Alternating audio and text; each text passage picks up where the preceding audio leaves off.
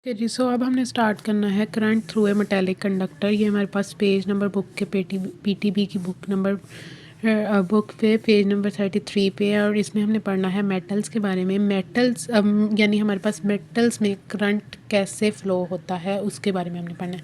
हमें पता है कि मेटल्स के पास फ्री ऑफ इलेक्ट्रॉन्स होते हैं। मेटल्स में हमारे पास ये वैलेंस शेल लास्ट शेल होता है जिसमें हमारे पास क्या होता है कि इलेक्ट्रॉन जो उनसे हैं उनका होल्ड जो उनसे है वो एटम पे कम होते हैं उन इलेक्ट्रॉन्स का के ऊपर इलेक्ट्रॉन न्यूक्लियस का होल्ड कम होता है जिसकी वजह से वो फ्रीली मूव कर सकते हैं।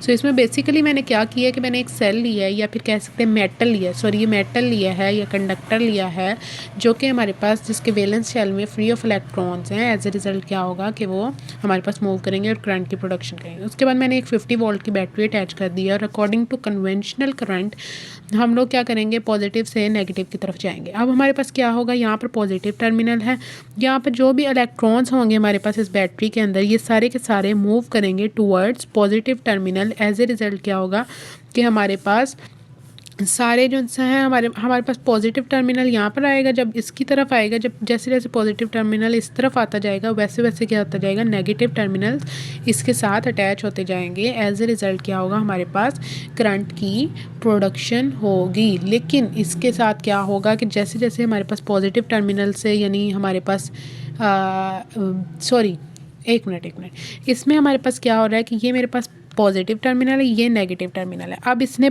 ये वाला जो नेगेटिव इसके इलेक्ट्रॉन्स हैं वो पॉजिटिव टर्मिनल की तरफ अट्रैक्ट हो रहे हैं। एज ए रिज़ल्ट क्या हो रहा है, इलेक्ट्रॉन्स जो हैं वो कॉन्टीन्यूसली मूव करते जा रहे हैं टूवर्ड्स सेल की तरफ। जैसे जैसे सेल की तरफ मूव कर रहे हैं अब क्या होगा, ये इसकी वजह से इधर से रिपेल होंगे और ये इसके अंदर जो मौजूद इलेक्ट्रॉन्स हैं वो हमारे पास मूव कर देंगे टूवर्ड्स नेगेटिव टर्मिनल बैटरी के, जो कि हमारे पास फिर ऑल्दो करंट की प्रोडक्शन करेंगे।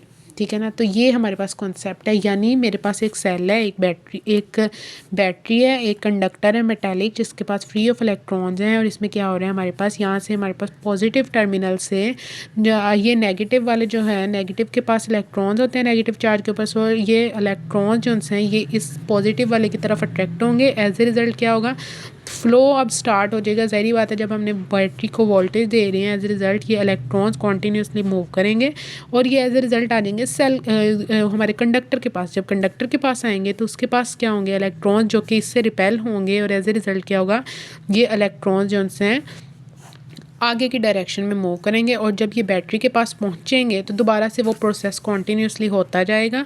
अगर ये हमारे पास करंट हुआ AC, बट अगर DC हुआ तो ये यहाँ आकर स्टॉप हो जाएंगे, यानी डायरेक्ट करंट हुआ, वो आगे हमारे पास टॉपिक है। तो अब हमारे पास सिर्फ यहाँ पर जब आएगा तो फिर हमारे पास क्या हो रहा है, फ्लो ऑफ चार्जेस हो रहा है जो कि हमारे पास किसकी प्रोडक्शन कर रहे हैं, करंट की प्रोडक्शन कर रहे हैं। दैट्स इट, ये हमारा टॉपिक है इसका।